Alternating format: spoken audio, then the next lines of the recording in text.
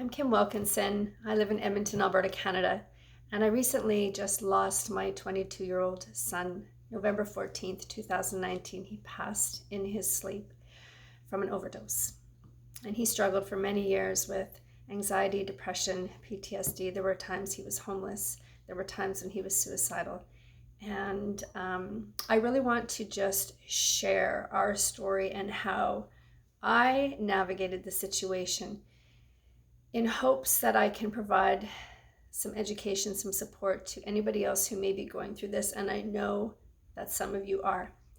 There are some that have gone through this before me, and sadly, there will be many more that will go through this. What I can honestly tell you is I was very fortunate to almost, prepare for this situation. Like I said, it was a 4 to 5 year struggle. I picked my son up in the park, high with a knife, suicidal. I've sat in a merge with him trying to get help for mental health. I've worked with the youth shelters to get him off the street. I drove him to his first day of addiction rehabilitation. I visited him there. I listened to him cry. I watched him suffer. And most recently, have had to process and navigate his death. And looking back, I am grateful for the way that I moved through the situation, because it allowed me to manage this with some peace, some acceptance, and even gratitude. Even though my heart hurts and I still have moments where I cry, it's amazing to be able to move through it and not be consumed with guilt or I should have done this, I should have said that. You still always wish you could have said, I love you one more time. But I want to tell you about some of the things that I did that really kind of set the stage to be able to move through the worst case scenario in the best way possible. One of the most important things, I think, when our children or our loved ones are struggling with mental health or addictions is to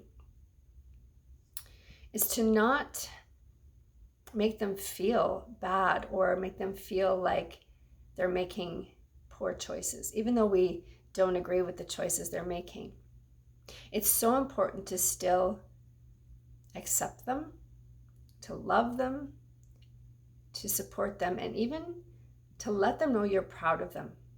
It is not easy going through such a traumatic experience. And the reason why our loved ones become addicted is they're looking for something to take away that emotional pain. Or it could have started by them, looking for support for physical pain from an injury or an illness, and then from there become addicted because the pain, whether it's physical or emotional, is so excruciating. There's just a need for something to take it away. And when a substance can do that and bring that relief, who wants to go back to feeling that pain again? And that's where the addiction starts. So we need to be understanding of that, even though we may not fully understand.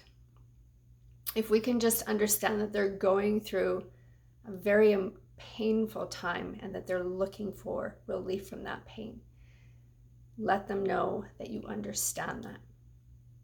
Getting mad at them, making them feel like they're not worthy, is just going to make the whole situation worse. We want to empower them.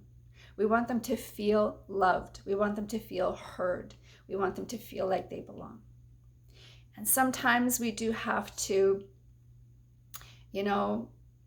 practice and show that tough love, right? When they're phoning and emailing and asking for money and we know it's to buy drugs, we have to say no. When it's a danger for them to be in our home, we have to say no. But it doesn't mean that we have to do it in a way where we don't still show love and understanding and compassion. That is so important. And it was a roller coaster with my son, and I'm not going to get into all the details in this video, but I helped him as much as I could. And when he came out of his first 90-day program for addictions, I did help him get set up. And I also told him, I really hope that this is a turning point for you. And you need to know, though, that, if you kind of fall back into those old ways, I can't help you financially. And I made that very clear. And, I never said that I didn't want to. But I mean, you can only do so much. You can't start to have it impact your personal life, your marriage, the rest of your family. You do what you can, and then you make it clear, okay, the only way I can support now is to be here to listen, to tell you I love you, and to encourage you. And that's what I had to do. And after that, there was a continuous roller coaster of, Tristan kind of getting on his feet and getting clean and being healthy, and then he'd kind of just fall back into those old ways again. And no matter what, I always told him I loved him. I offered suggestions, whether it was, inspirational videos or books to read or just things that he could do to maybe help deal with the emotional trauma. And I always told him I was proud of him and that I believed in him. And that's all I could do. That is honestly all I could do. And other than that, you pray and you hope that, it works out for the best. And unfortunately, in our situation, it was the worst case scenario, and Tristan did pass away.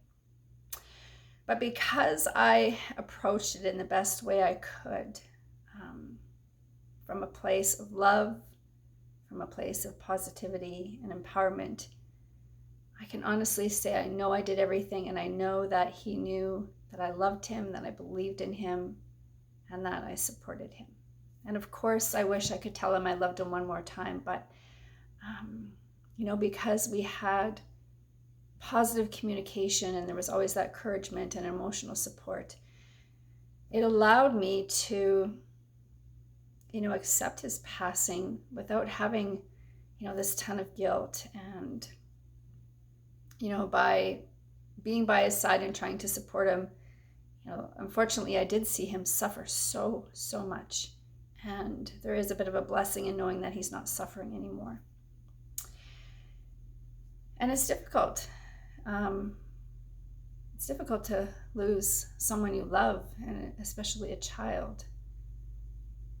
It's just one of those things that's not supposed to happen, right? But it does. And it's happening so much right now. More than I even realized, and I will tell you more than you realized. Children as young as 7, 10 years old are being diagnosed with depression, anxiety. Children that age are committing suicide.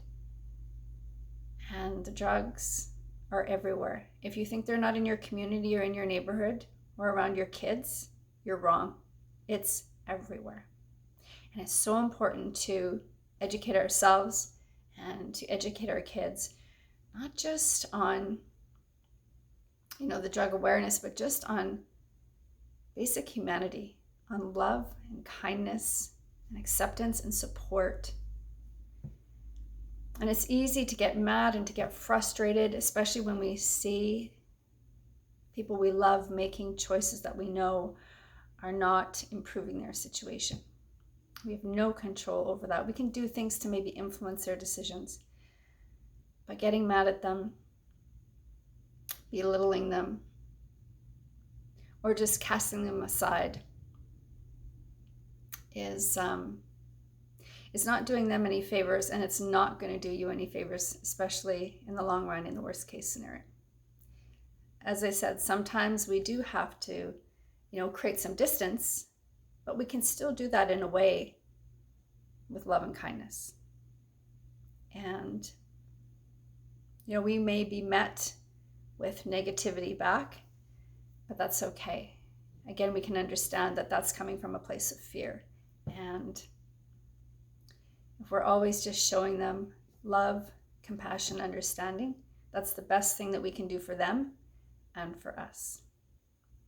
I used to kind of joke all the time with my kids, especially Tristan, dating myself a bit here, but back to the Care Bears that used to do the Care Bear stare and, send love to wherever. I would always say, I'm Care Bear staring the crap out of love to you right now. And I would send, a little image of the Care Bear stare through text or Facebook Messenger. And it always made him smile. And that's the best thing we can do. I have a lot more to share, but I'm going to do that over a variety of different videos. Again, I'm going to talk about, how I moved through my first Christmas. I know it'll be tough, but I have some processes that I'm going to apply that I think will allow me to move through it again in a somewhat peaceful way with gratitude, and just continue to share along the way. But I did want to share this first bit because I think it is important. I know there are many other moms out there and some dads, maybe some caregivers that, you're in that situation right now where someone you love is distanced and they're struggling and they may have addictions and other mental health concerns. And you're wondering, what do I do? How do I help? And that's the best advice I can give you. And self-care. You can't let it consume you and pull you into a deep, dark place, because that does not give you the strength and the emotional energy that you need to provide to that person. And it will destroy you, and it will destroy the rest of your family and friends around you too. It's okay to grieve, but it's important to find balance and to grieve, to accept, to find gratitude, and to find purpose. Thank you for listening. I do send you my heart and love and energy if you are in a very similar situation right now. And I hope that it works out for you. Please subscribe to the channel. Share with anybody who may be suffering, or just even anybody who has kids, because this truly is an epidemic. And the more awareness, the more education we can have, then hopefully we can have an impact on supporting the existing challenges and maybe even start to work on prevention for the future. Have a fabulous day.